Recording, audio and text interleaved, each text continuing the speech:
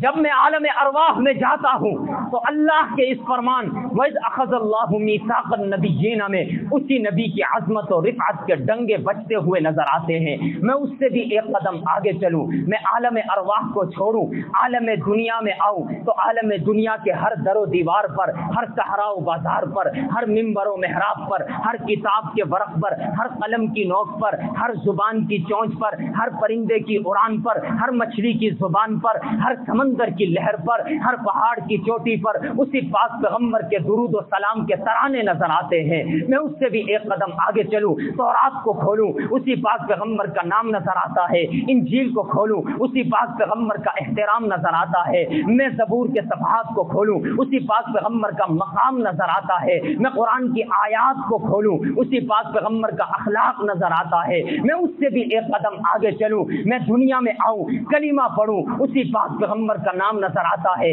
کلمے کے بعد آذان کہوں، آذان میں بھی اسی پاک پیغمبر کا نام نظر آتا ہے، آذان کے بعد میں اقامت کہوں، اقامت میں بھی اسی پاک پیغمبر کا نام نظر آتا ہے، اقامت کے بعد نماز پڑھوں، نماز میں بھی اسی کا سلام نظر آتا ہے، نماز کے بعد میں دعا مانگوں، دعا میں بھی اسی کا وسیلہ نظر آتا ہے، میں دعا کے بعد کوئی عبادت کروں، ذکر اسی کا ہے، کوئی ریاضت کروں، ذکر اسی کا ہے، کوئی اطاعت کروں، ذکر اسی کا ہے، قرآن کی تلاوت کروں، ذکر اسی کا ہے، میں اس سے بھی ایک قدم آگے چل کے کہتا ہوں میں مر جاؤں، دنیا سے چلا جاؤں تو میرے نماز جنازہ میں بھی اسی پاک پیغمبر کا درود پاک نظر آتا ہے، اس سے بھی ایک قدم آگے چلوں، مجھے قبر میں اتار دیا جائے تو قبر کے سوالات میں بھی مجھے اسی پاک پیغمبر کا نام نظر آتا ہے، میں اس سے بھی ایک قدم آگے چلوں، قبر سے اٹھوں، عالم محشر میں جاؤں تو عالم محشر میں بھی مجھے اسی پاک پیغمبر کا پرچم لہراتا ہوا نظر آتا ہے، میں اس سے بھی ایک قدم آگے چلوں، حوض کوثر پر جاؤں تو حوض کوثر پہ بھی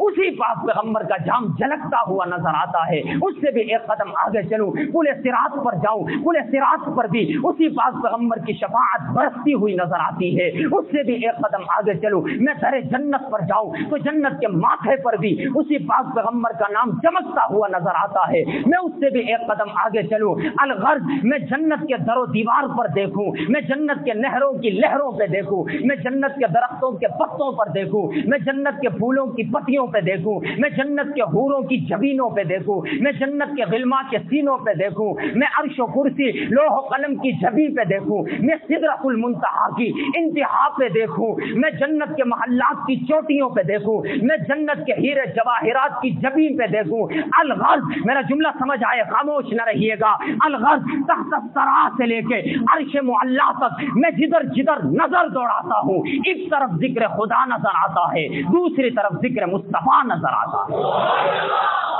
جی ہاں، ان کا تو مقام